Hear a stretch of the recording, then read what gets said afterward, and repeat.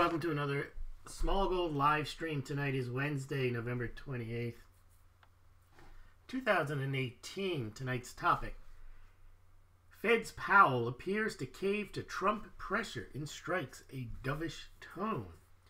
And we're going to see what impact that had on the gold and silver markets first. So let's go over and take a look at what happened today in the gold and silver markets as a result of the statements, which we're going to go through, not in their entirety, but pretty much. I mean, the main statements that Powell made relating to the monetary policy was a small portion of his overall speech, so we should be able to cover most of his words and see why they had the impact that they did on the gold and silver market today. So gold went up a bit, went up a little bit, and rose about $6-7. It's up a little bit. It's up 0.5%. Now, you would think that the Federal Reserve, in a sense, appearing to call off the dogs on interest rate hikes, might have resulted in a stronger gold move.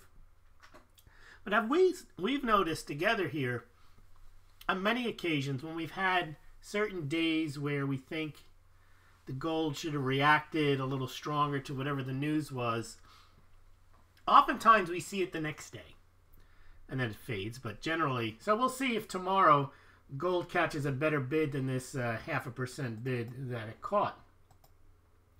Silver managed to catch a better bid. Pretty nice move, up 1.25%. And that's, only 18 cents, but that'll get you 1.25%. And it closed around 14.30. So that's up 1.25%.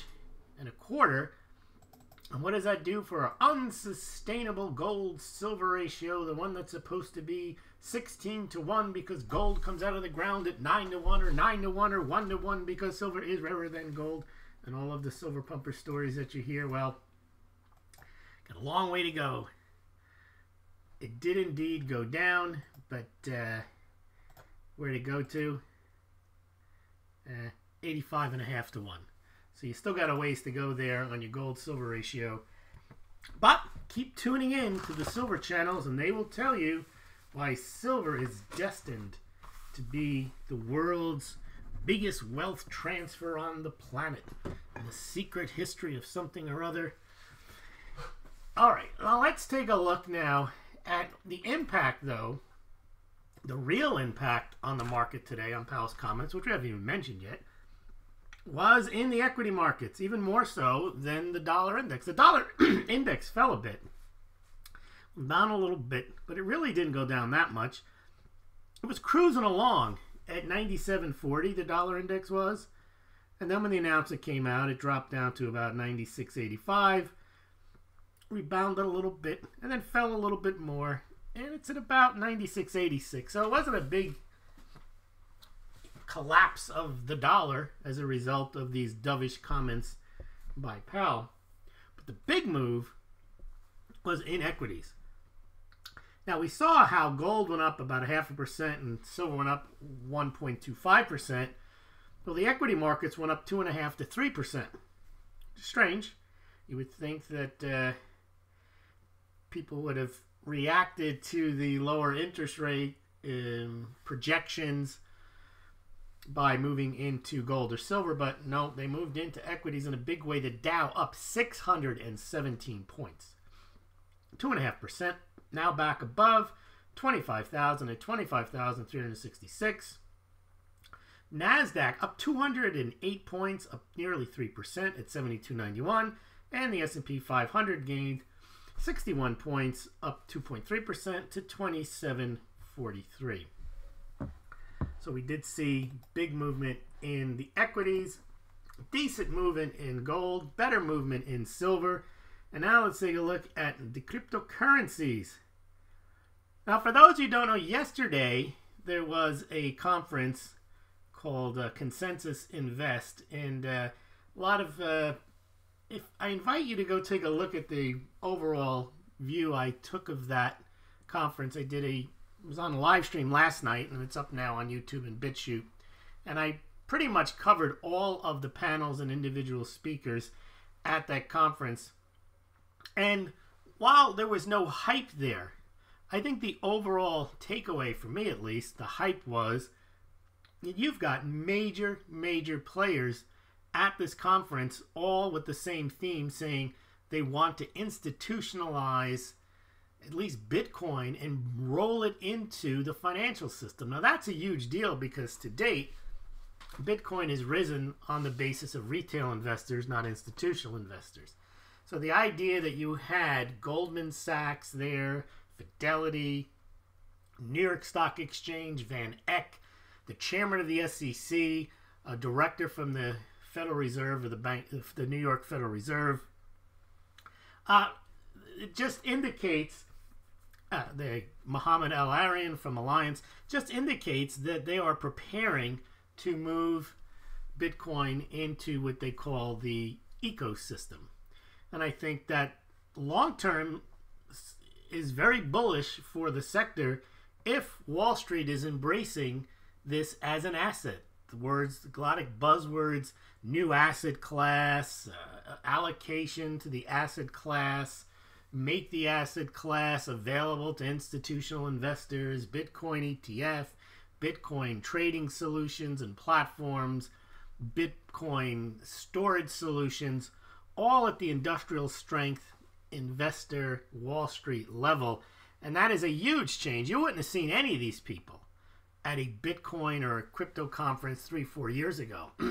For Mohammed Al-Arian to show up, for a director of the Fed, the New York Fed, for the SEC chairman, for a representative of Goldman Sachs, Fidelity, TD Ameritrade, New York Stock Exchange, NASDAQ, all to be there indicates that they are clearly moving into this. Now, a lot of people who listen to this channel, they just want to hear silver is rarer than gold, and gold is money, period. And I understand all that. But the point is, the channels that you listen to that repeat that stuff, they do not make markets. You may think they're smart. You may think they know better, the people that trash the Fed. But the people that make the money move and give value, however you want to define it, are not the people on the YouTube channels a lot of you listen to and admire and think are smart. And they know what's going on. And because they repeat a dogma to you, and you're convinced that the rest of the world is out of step. And once they figure out the genius of the YouTubers you're listening to, then they'll realize why silver should be $150, why gold should be $50,000 in the reset and after the collapse. I just want to repeat one thing that Mohammed Al-Arian mentioned yesterday with respect to Bitcoin. And he made a very good point, and this one is directed at the Bitcoin pumpers. He said the reason he was turned off by even listening to anyone about Bitcoin was that people would come up to him and tell him that Bitcoin was going to end central banking, and Bitcoin was going to be the world's reserve currency, and everyone was going to use Bitcoin, and look at Venezuela, and look at Zimbabwe. And he looked at them and he said, yeah, but we're not in Zimbabwe, we're not in Venezuela, those are dysfunctional economies. Oh, but you'll see, we're all like Venezuela, we're all going down. And then the whole Bitcoin dogma comes out, and he just didn't listen to it. And then he looked at it, similar to what I did, and took a second look at it objectively. What is a Bitcoin? It's the same thing with gold and silver. You get it in your head that gold is money, period. And once you start thinking that way, and you don't start to think that something might be valuable even if it isn't money, or you don't have to have this dogmatic approach to your asset, then maybe you start to actually look at the way things might actually be, and not the twisted or in somewhat distorted way that a lot of these channels promote a particular asset to you. I had a quick exchange today on Twitter, and even calling gold an asset. I mean, people fall in love with their favorite assets, and they don't want to hear about anything else, which to me is stupid. I mean, it's just an asset. Well, the person I was talking with was making, you couldn't even call gold an asset. Why? Because gold is money, period. So, for those you haven't, those you come every night, you know how I try to analyze stuff. But I get a lot of people who see, oh, it's gold and silver, and I want to hear about gold and silver, how it's going to the moon, or it's a crypto channel, when Lambo. That's what they want to hear if they're first time, or they come occasionally. They expect to hear some type of promotional story, and there's certain people who are gold or silver fanatics, and they want to hear me trash cryptos. Then there's crypto people who want to say how useless gold and silver are. I don't take either of those points of view. So anyway, as we get into the crypto prices, I mean, some people get annoyed that I even cover cryptos. That's kind of silly. But anyway, the reason I think the cryptos went higher is because today is somewhat because of that, not general pump, but I think there's a realization, and many of the people at the conference said that Bitcoin's not going anywhere. It doesn't matter that the price dropped. See, people who don't understand cryptocurrencies, they just think that's why they invested them, because they were going up. And then when they go down, they figure, well, they're not worth anything, so now they're going to go away. Okay. Anyway, Bitcoin today up over 10% to 42.13. Ethereum up 10% to $120. Bitcoin Cash still struggling, up only 5% to $188. And Litecoin at $34, up 10%. So we are seeing big moves in the cryptocurrencies. Now, whether this is what I would either call a relief rally or a belief rally. Relief rally meaning just a dead cat bounce and then we're headed lower. Or it could be a belief rally where there's newfound belief in the new people that are looking at, or the existing people that are already hodlers, and saying this is a good point of entry. I don't know, but it's always worth taking a look at. Now, before we get to our Jerome Powell story, I want to just go through a couple of big things happened today, which I think are big deals. So, first of all, Donald Trump, who is mercurial, and you can never know what he is going to do on a given day or what he's going to tweet. Today he put this out here. Now, he didn't tweet this himself. He's starting to retweet other people's things. Now, remember, when you retweet something, obviously they say, well, retweet is not an endorsement and so on. But generally, when people retweet something, they want people to see it. Now, they may want people to see it because they think it's stupid. You know, it stands for itself, how stupid it is. Or they may want to retweet it as an affirmation of, yeah, I believe this. See, I'm retweeting this. And if you retweet it without a comment, then it's up to the people to think, well, why did he retweet this? Well, Donald Trump retweeted something today from the Trump Train, which is a very pro-Trump Twitter handle. And it says, now that Russia collusion, you got this up there? Yeah. Is a proven lie, when do the trials begin? Okay, now that is a common theme for Trump people, QAnon, Q my mom, Q a mom, whoever. People who have been following the Russian probe, maybe have read Dan Bongino's book, maybe have read Greg Jarrett's book, The Russia Hoax. There's a lot of information on how Hillary Clinton was exonerated by the group in power, the FBI, the Obama administration, and then how they switched over to trying to make Trump out to be the bad guy once he got elected, tried to delegitimize him, that whole story. And then you see in the pictures here are the old cast of characters.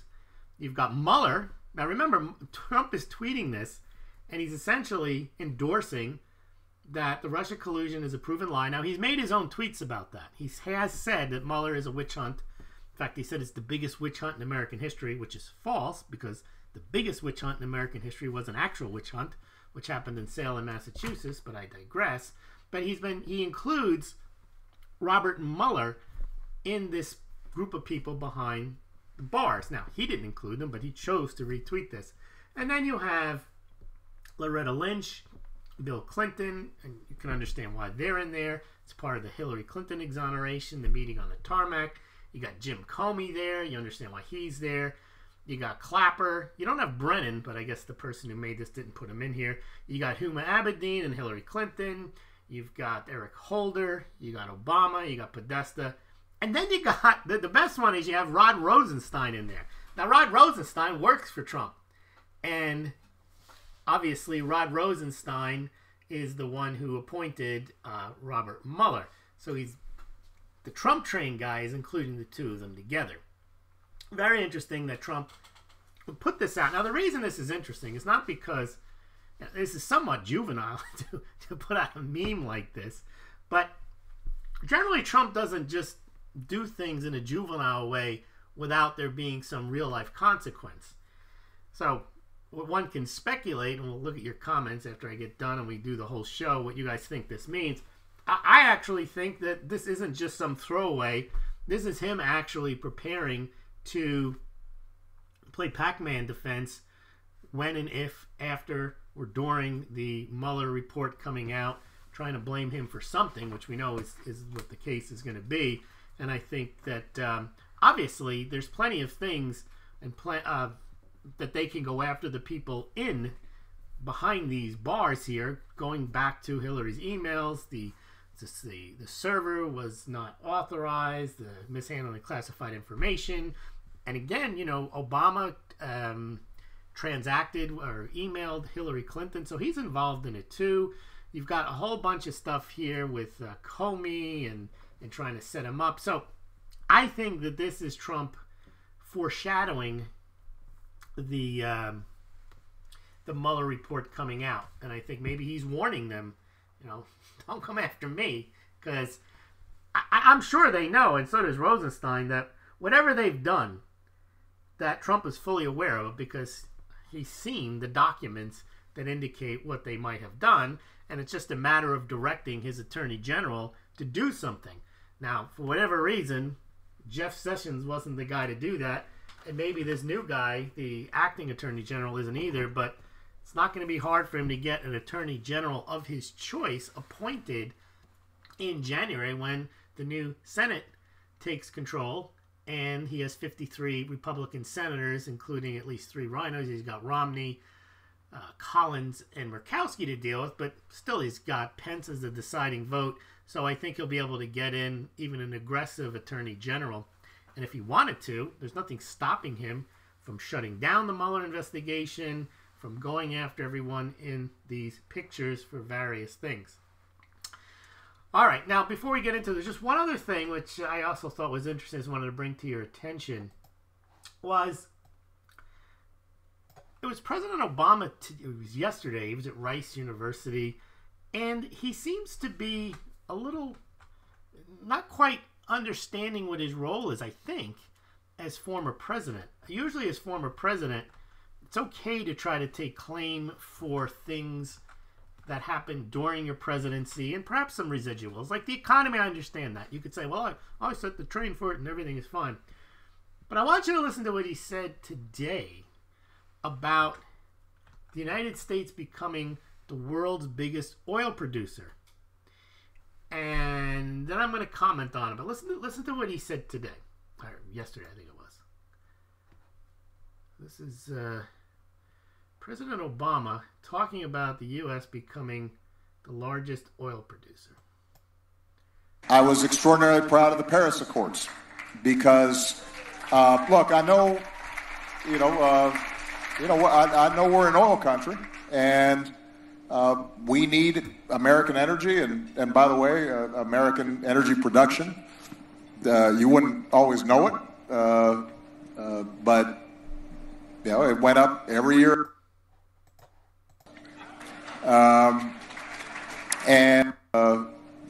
But it went up every year I was president. And that whole suddenly America's like the biggest oil producer and the biggest that was me, people. I just want you to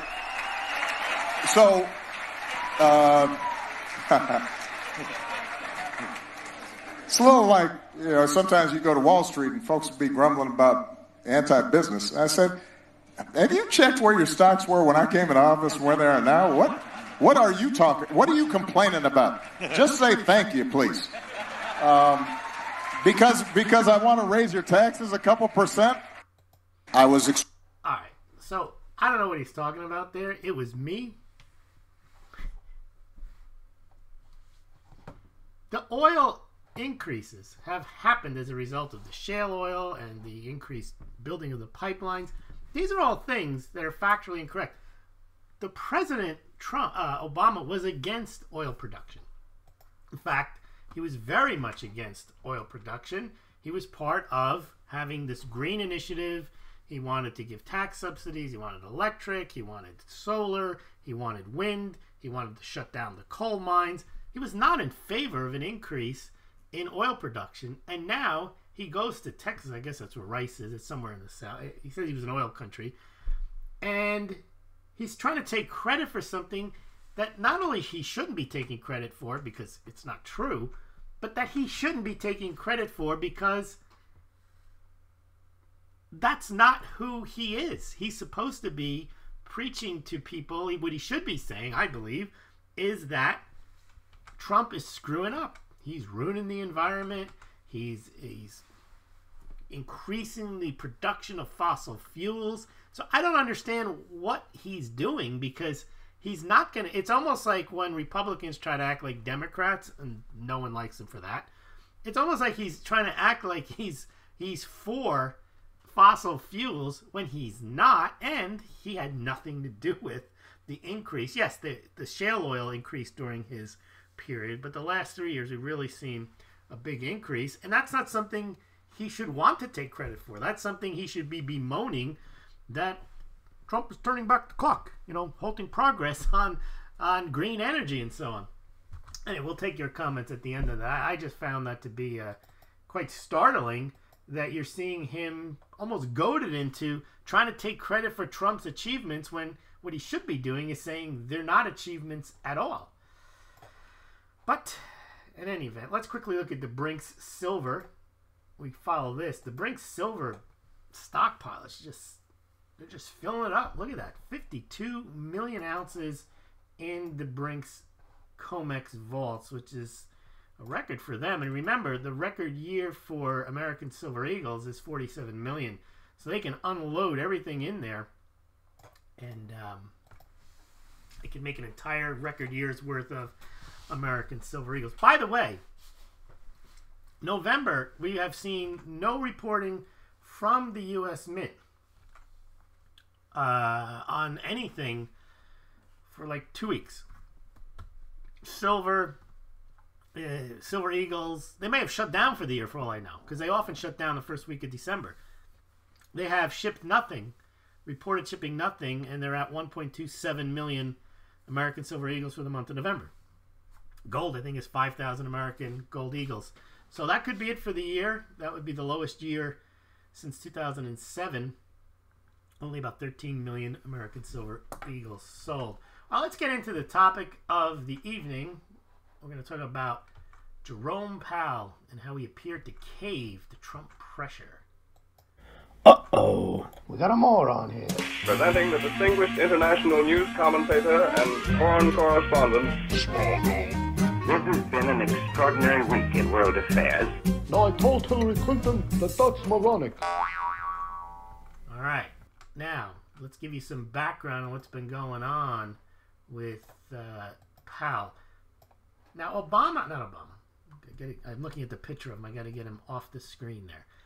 Trump has been critical of, I was going to say Obama again, of Jerome Powell for a while. He's been saying that we've got a great economy and that they're pushing the interest rates too high. There's no reason for that.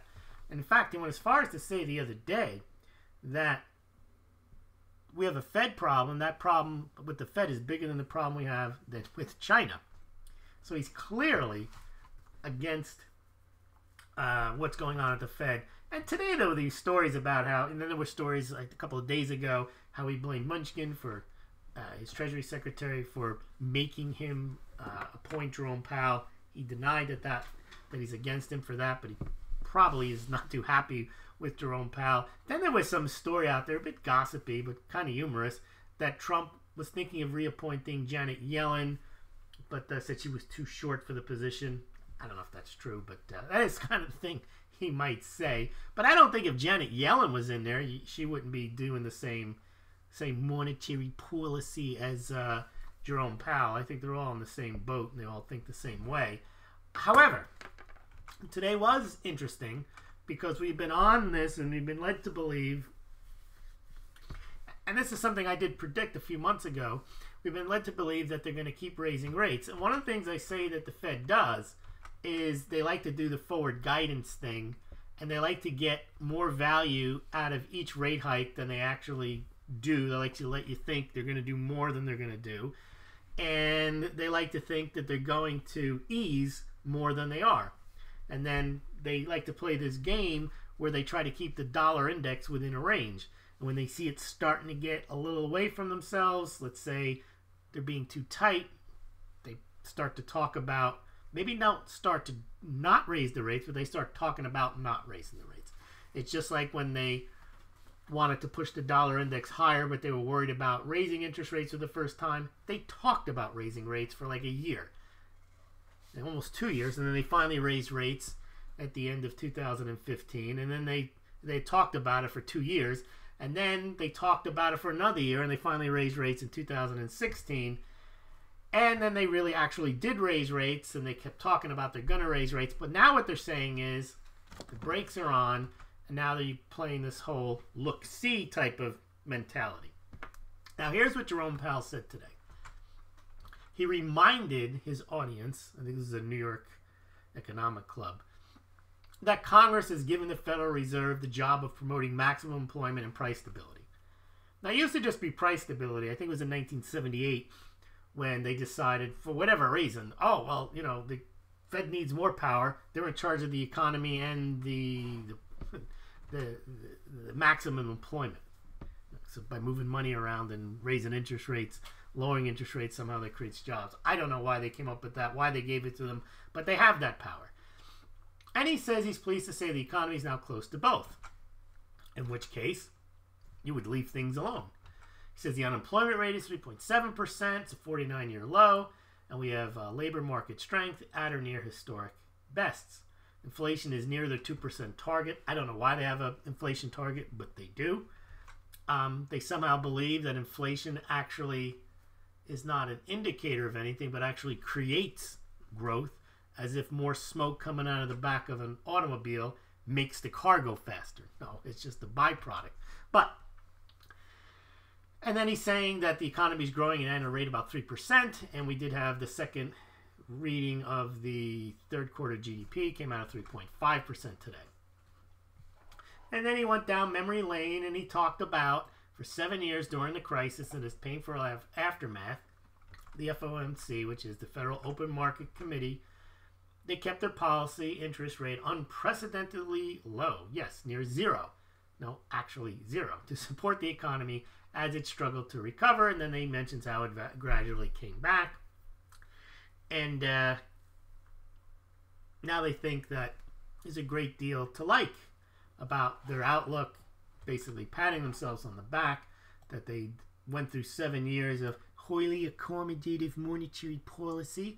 And now that they've done that, they are able to gradually raise their interest rates. They're in a healthy economy, but noting that interest rates are still low by historical standards.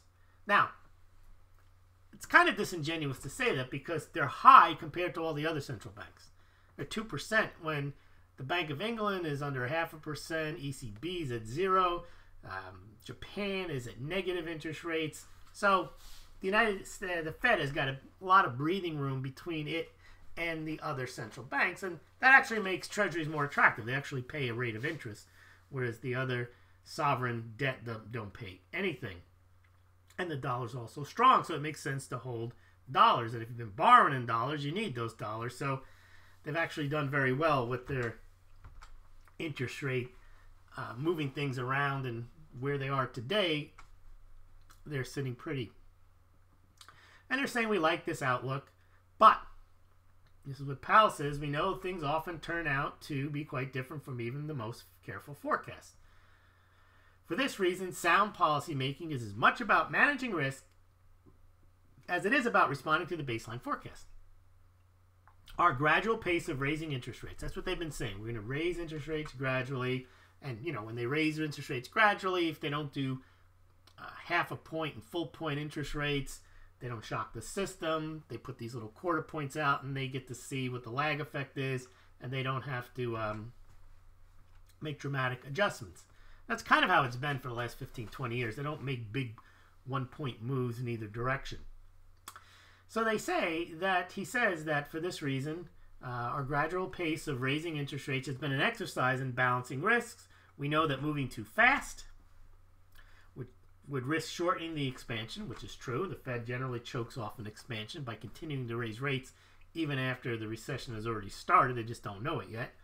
And we also know that moving too slowly, keeping interest rates too low for too long, could risk other distortions in the form of higher inflation or destabilizing financial imbalances. So he's worried that if they're too loose for too long, that inflation will rear its head and we'll have problems. So he says our path of gradual increases has been designed to balance these two risks, both of which we must take seriously. And then he says, we also know that the economic effects of our gradual rate increases are uncertain and may take a year or more to be fully realized. That's the lag effect. And so instead of raising rates 1 percentage point, you do 0.25%, and then a year later you get the impact of the quarter instead of the whole. And if the quarter is a disaster, you can at least say, well, it wasn't a whole point that was raised. And then he says, while FOMC participants' projections are based on our best assessments on the outlook, there is no preset policy path. Well, there kind of was before he said that, because the preset policy path was gradually raise interest rates and gradually raise them through 2019. And now he's saying, well, we're not on a preset path. Now, Janet Yellen used to use the same thing. Monetary policy is not on a preset path. She used to say that all the time. So I like to recycle each other's buzzwords here. We'll be paying very close attention to what incoming economic and financial data are telling us. If they didn't, they wouldn't be doing their jobs. This is nothing different here. But he says, as always, our decisions on monetary policy will be designed to keep the economy in track in light of the changing outlook for jobs and inflation.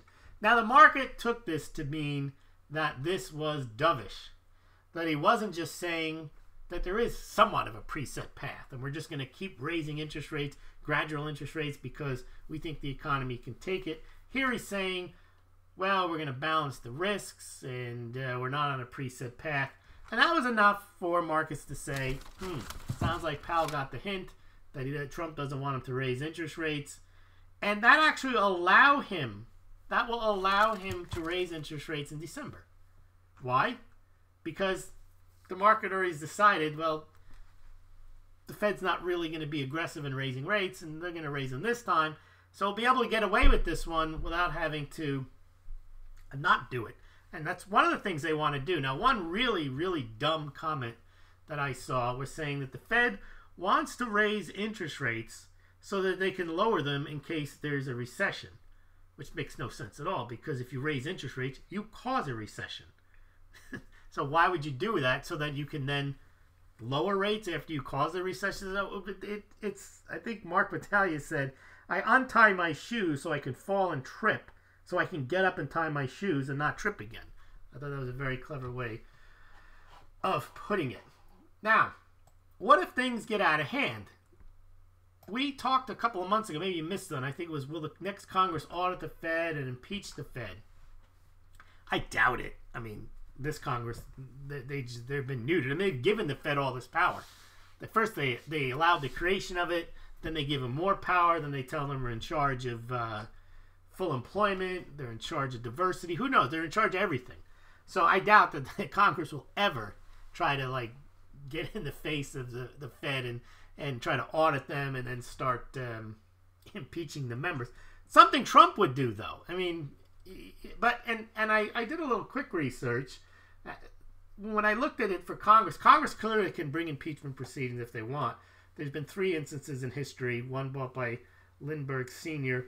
way back right around the time the Fed was created, and there were 2 other instances more recently. But under the Federal Reserve Act, the president can actually remove a Fed board member for cause. Now, what is cause? I don't know. I don't like the way you're raising interest rates is probably not for cause. And again, it's unclear. And you know that if Donald Trump were to next week decide he's had enough of Powell and he's going to remove him, Jeff Flake would jump up and say, "You can't do that. We're going to have a bipartisan and we're going to stop it." And then if they couldn't stop it and Trump did it anyway, then the Ninth Circuit would jump in and say he can't do it. But there is actually a Supreme Court case on this. I would imagine, though, that the Supreme Court might side with Donald Trump. They might say, hey, he's allowed to remove him. But, of course, the Ninth Circuit that have the guy in San Francisco enjoying the firing, so you can't fire him yet. Then Jeff Flake would give a speech, and then Massey would give a speech, or Tom Sassy, whatever his name is, the guy from Oklahoma. But I don't anticipate that happening, but it is something that could happen. Just like if Trump wanted to, he might just decide things aren't going well with China. They owe us $500 billion.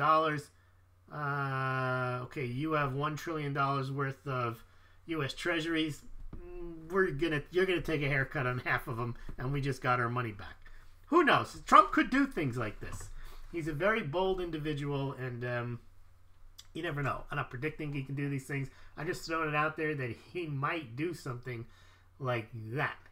All right, let's see what you guys think on the day's events. Where are we? Here we are. Okay.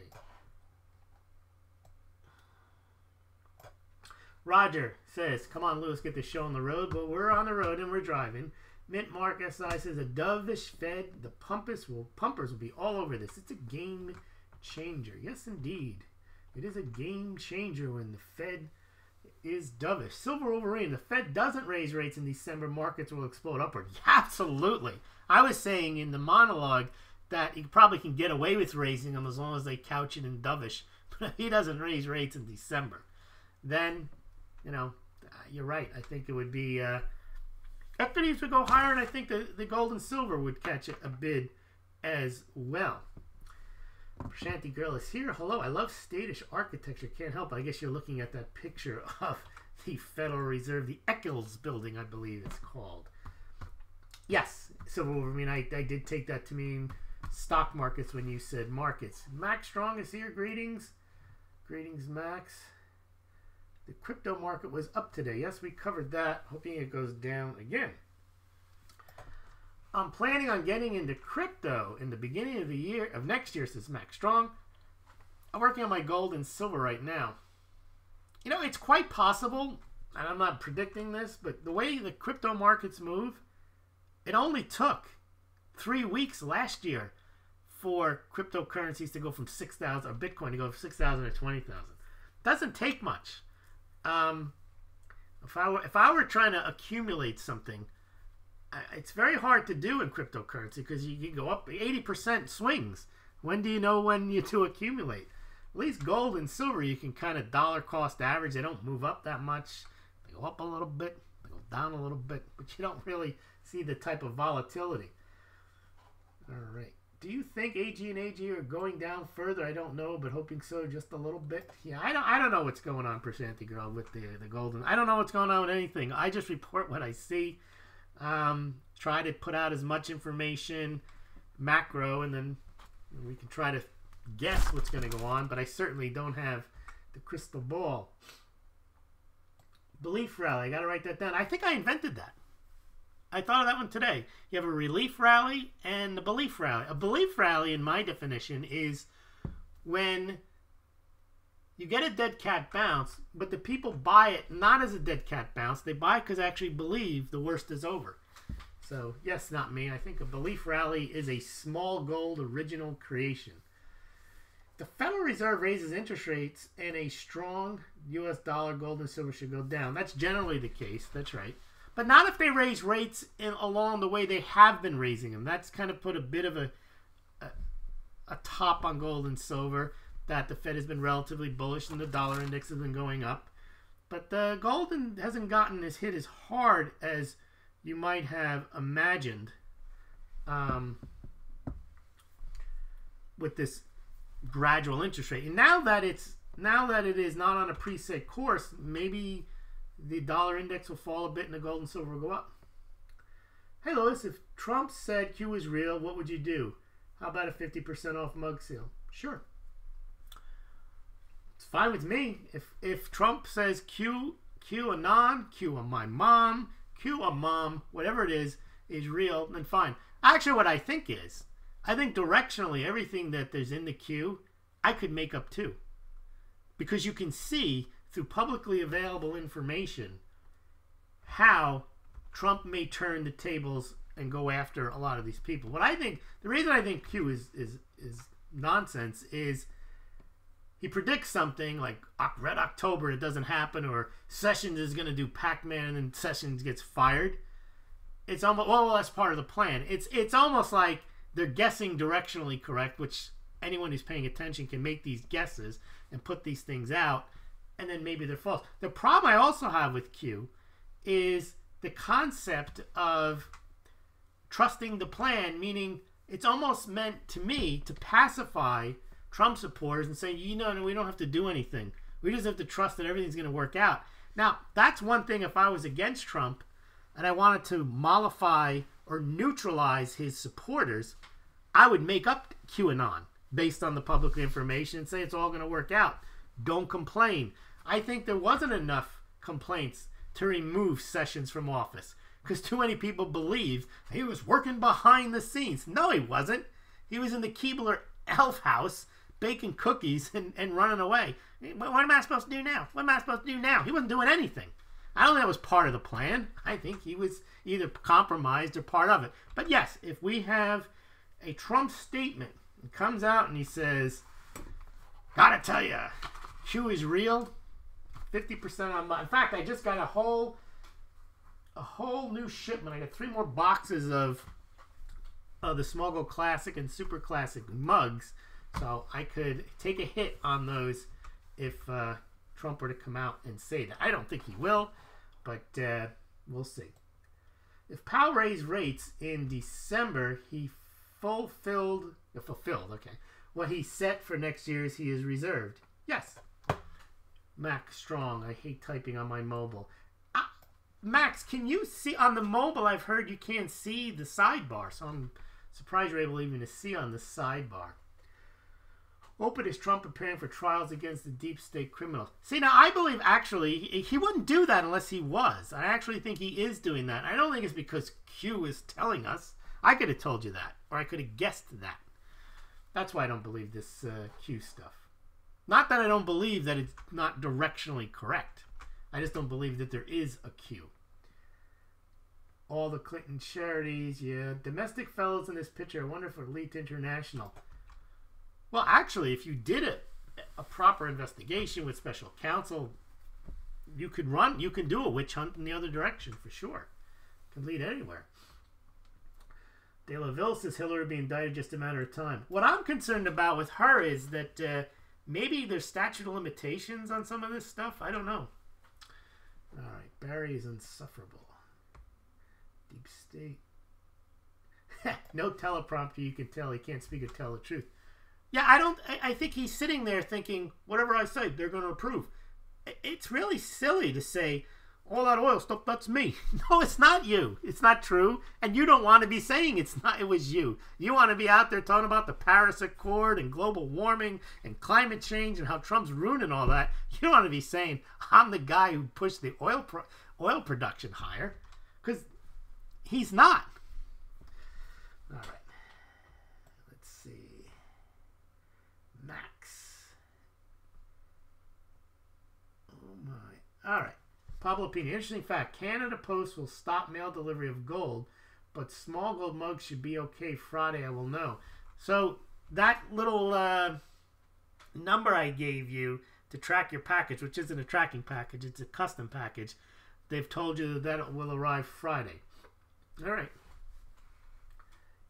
I gave Barry an honest chance to see what he was going to do, and he let me down, said Max. I don't know Australia to say. Okay. Pablo Pina. Well, for me, I never mail gold, so that sucks for the ones who mail gold. Oh, I guess you're talking about that new Canadian postal rule on mailing gold. All right, let's see. What else do we got? The mainstream media are not doing their job, says Max Strong, which is to be an independent actor. Well, that's true. I mean, the mainstream. You have two mainstream medias. You've got MSNBC, CNN, CBS, NBC. Their job is just to be against Trump. Then you got Fox News, and their job is to be for Trump. They are not looking at, and all they do is they promote the Mueller investigation. They never talk about anything related that maybe the Mueller investigation isn't legitimate. Maybe the FBI was biased. Maybe they gave Hillary a pass. They don't look into any of that stuff.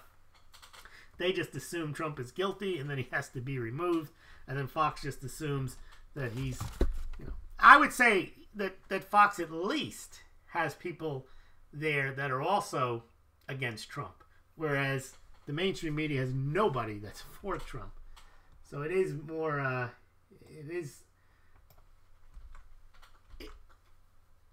it's not very informative to watch the news because it's the same as watching gold and silver channels. You're not going to learn anything. You're just going to hear silver is better than gold. You're just going to hear propaganda. You're going to hear dogma. You're going to hear a point of view, and they start with the conclusion, whatever they want it to be, and then they just find facts to fit the conclusion. So they're not telling you anything. They're telling you Orange Man bad, Trump good, gold to skyrocket, Bitcoin to Lambo. They're not really telling you what really is going on. They're just projecting their conclusions and their narratives on you, and it's very hard to find facts so that you can do analysis because you have to find them by picking through what they tell you. Bernanke is the worst, he says. Audit the Fed, then what? Nothing. They're not going to audit the Fed. Baroque architecture. Oh, we got a diverse crowd here. What else have we got here? More Janet Yellen voice. Yeah, I don't know. That's not my favorite impression, but oily monetary policy. Members of the committee. Okay, audit the Fed, then what? Cuck Flakes, Jeff Flakey. What's the guy from Oklahoma? I think he's from Nebraska. That's the guy.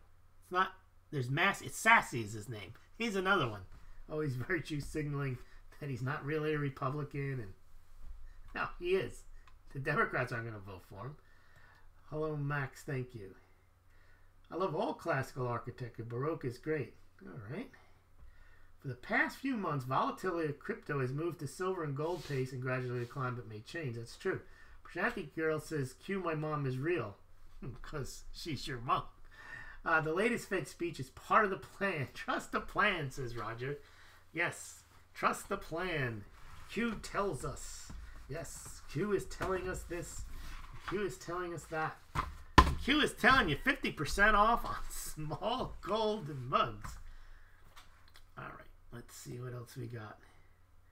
Yes, Q is like a religion that relies on blind faith from its followers. All these YouTube channels do. They all rely on blind devotion to gold is money, period. Silver is the most valuable metal on the planet. We could not live our lives without silver. Bitcoin is going to be the world's reserve currency. And people love their assets. They fall in love with them. They adore them. They argue with other people. It's worse than being on a football, having a favorite football or baseball team. It's unbelievable. Q, same thing. You're just not woke if you don't believe in Q. All right, blind faith. What else have we got here? Roger Stone is Q. Nah, I don't think so. All these guys, they've got some inside information, but I think there's a guy named Jack Posobiec. He says he knows who Q is. He said that they started as a joke and they just didn't stop. I don't know. To me, it doesn't really matter if it exists or not. What I do is I analyze based on what I can figure out and what I know. If I can't nail it down, then I'm not going to say it's true. And I'm certainly not going to get involved in speculating on stuff like JP Morgan has X amount of silver. Okay, show me how they have that. Well, you can't prove that they don't have it. Okay, I can't have that discussion. If you can't show me that they have it, you just say that they have it, then I can't argue with you. It's just like we believe survivors. What does that mean? First, you have to prove that they survived something. You're not a survivor because you make an accusation. and then you say, well, you can't prove that she's not, you might as well just bang your head against the wall. There's no discussion to be had. You just want to believe something because you want to believe it. And that's what you have. It's not just gold and silver and Bitcoin. It's in the media too. They just believe a narrative and they're going to tell you the narrative and that's it. And you have to believe it. And if you don't believe it, you're either a shill, a racist, whatever favorite term you have for the other side, that's what you are if you don't believe the drivel that they want you to believe. Or you're not smart, or you're not woke, or you're a shill, or you're a racist. Anyone who believes something without the facts generally has to resort to name calling because they don't know it themselves, and they're really annoyed that they can't defend their own position. So they basically say, well, you can't prove it's not true. Okay.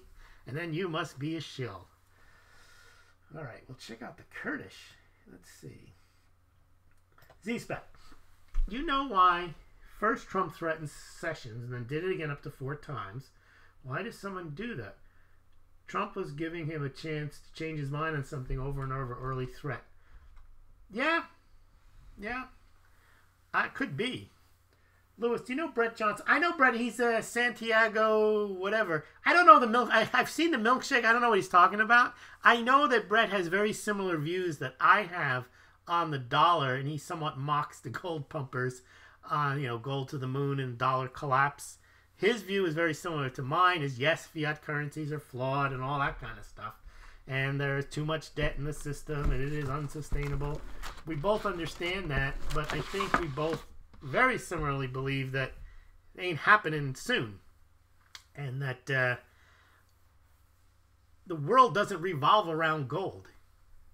People think it does because, again, that's what their world is, but the rest of the world doesn't think that way. But I don't know what the milkshake theory is. I've seen him put the milkshake in the tweets, and I should have him on the show one time. Let's see. Can't cuck the tuck. Tucker is good. Why are we talking about Tucker Carlson? All right.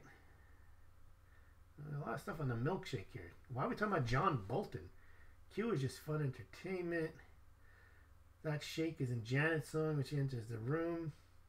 We got a lot of stuff going there. I don't understand. You guys are having private jokes amongst yourselves, and I'm eavesdropping. Headbanging. Lewis, sing the song. I don't know. I like Brent Johnson. Okay, yeah, I like him. Sing the. What song are we talking about? What am I missing here? All right. Well, you guys are vaccines are fraud. All right. I've literally, as they say, lost the thread. I've lost the thread, but I'm not shaking. At least that's good. All right, guys. Well, thank you very much for joining me this evening. Listen to this. The Smaulgld store now has, I think it's Crypto Week. Some of the stuff is still, they changed some of the stuff from 20% off, moved it to 40% off. I don't think that the mug is, I didn't check today. You might as well go and check. Some of the mugs have, I think one of them is 40. I think the big beer stein is 40% off now. It was only 20% off during, what do you call that thing? Crypto Monday or Cyber Monday and Black Friday and Cyber Weekend. So there we go. Check out the Smaulgld store. Oh, Fritz is asking, do you think it will take industrial demand to get silver out of the doldrums? Well, industrial demand is, as we've seen on the show, anywhere between 60 and 70%. You know what else? I mean, the biggest demand for silver is industrial, and then also silver jewelry and silverware. It's not the coins. Now, the coins and the investment demand could bring it out of the doldrums because they're depressed right now. They're only down to about 10% of overall demand. If you get a doubling of industrial demand, so really there's a lot of levers. If any one particular area of demand of silver catches a bid, then yeah, that could take it out of the doldrums. I wouldn't think it would be industrial because you're pretty much flat in that. It's not like there's going to be more electronics or that much more solar panels in a given year, and then they know how to thrift it. So I think the big areas would be wealth effect, meaning more people have money and they're going to go out and buy more silverware, or they're going to buy more jewelry, or some type of financial worrying where people start to stack and prepare for the collapse. Yes, visit the Smaulgld store. Let's see. You guys should go to the Smaulgld store. Also, if you don't want to visit the Smaulgld store, we did have somebody order from the Smaulgld store. I think it was Papa Opina, yes. And they sent it to him. And no, it wasn't him. It was somebody else. Who was it? Not me, it was. And they sent it to him, and it was broken. And they immediately refunded his money. So there wasn't a problem there. But then he went for what he called the Smaulgld Velvet Glove shipment, where I ship out the classic and super classic mugs here, priority mail, insured, directly. So if you want to do that, sometimes if you're lucky, I put in a Smaulgld game changing eraser. The way you do that, you go to smaulgld.com and you order there, and you'll see if you end up going to the store, then you're ordering from the store. But if you click on the Pay Now PayPal, you'll be ordering directly from me, from Smaulgld headquarters. If you want to pay in Bitcoin or Litecoin, just send me an email, and then at smaulgld@gmail or smaulgld@protonmail, and then the addresses are there. All right, what else we got? Stick around here. You guys were silly today, says Prasanti Girl. Clinton was a Rothschild's puppet. Donated to her. Clinton's the most corrupt. Let's see. Order my De La Villa order her mom. That's right. It was a while back. They probably haven't arrived yet. Trust the scam. That's what I said. No, it wasn't me. All right. So is Q my mom. All right, guys. Well, thank you very much indeed, and we'll see you tomorrow night.